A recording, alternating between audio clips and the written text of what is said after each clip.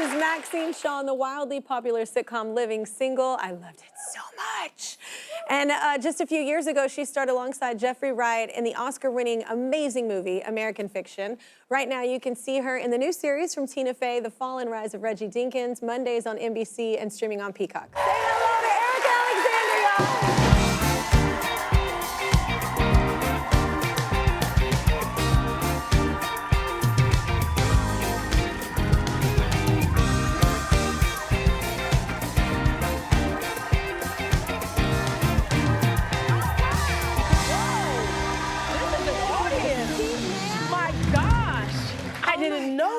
Oh, how amazing. Thank you so much. In my life, I did not know this would happen. I'm such a big fan of yours. I've been a fan of yours for so many years. Thank you, doll. I'm a big fan of yours. Even if you're lying, I'll take it. No. We can trade skill sets. You act, I'll sing. Yeah. You probably do both. Oh, my gosh. I don't act for yeah, no, I do not. No, but I love Tracy. We've had Tracy on so many, and we just had him on talking about the new show. Yeah, you've worked with him before, though, right? Yeah, I've worked with him.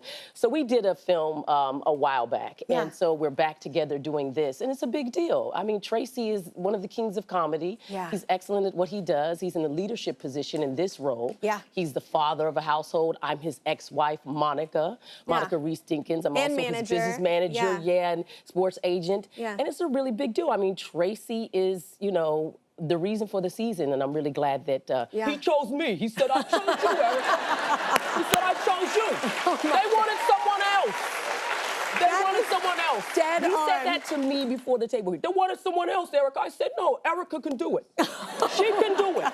So thanks for your belief. Oh, my God. I love it so much. Wait, you mentioned you play, he's a former football player, your ex-wife and manager. Yes, and he's a person who got caught gambling. He plays this on the show. He's looking for redemption. I play his ex-wife and sports manager. We're all looking for a comeback story. And how in this life that maybe you're not judged by the one bad thing or second chances. Yes, second chances that you might have done, and that's what he's looking for.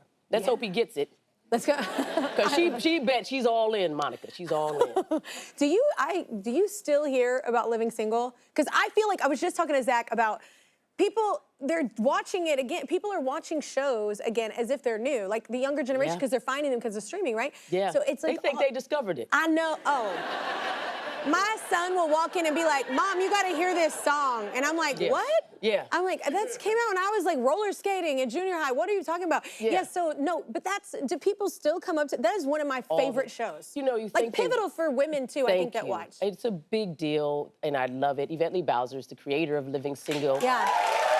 Oh my God, I love it. We have Latifah, Kim Coles, Kim Fields, T.C. Carson, and John Hinton. And after 30-some-odd years, people still think of that show in a beautiful way.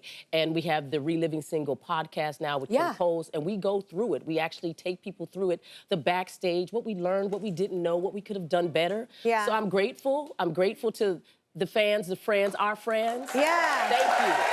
Thank you. It's such a... Thank you. We're nowhere without you. They were going to cancel that show in 4th year, and then people wrote in. And that's, so, you know, it really matters. We need to have a very sort of significant gratefulness to be in this world of showbiz. But you're carried by people because nothing is promised, No, and they have to buy into it, and they have to let you into their homes, and that's a very sacred space. But for 30 years, letting you into their home and to their kids' mind's eye, and also at a time when it was a beautiful thing to see strong, confident, funny women having these powerful jobs, being in these powerful positions. It was just, I know it seems like not, I know, but it seems like not a big deal now, but like when we were younger, like it was a big deal to see like women in that, especially for girls in the South, like where I grew up, it was really key for me. Look, I grew up in the Southwest, and everybody looks, like, when I was growing up, I loved Laura Ingalls. I loved, you know, the people that I saw. I wanted to be like them, and so it mattered. And people come up to me and wanted to be like Maxine Shaw, attorney at law. There are people from Stacey Abrams to Ayanna Pressley, Marilyn Mosby. They wanted to be like her, and they went into law and politics and to also executive positions and leadership and education because they said they were inspired. And there's an actual data study called the Maxine Shaw effect. They were so real that they did a data study on it to show that it was real.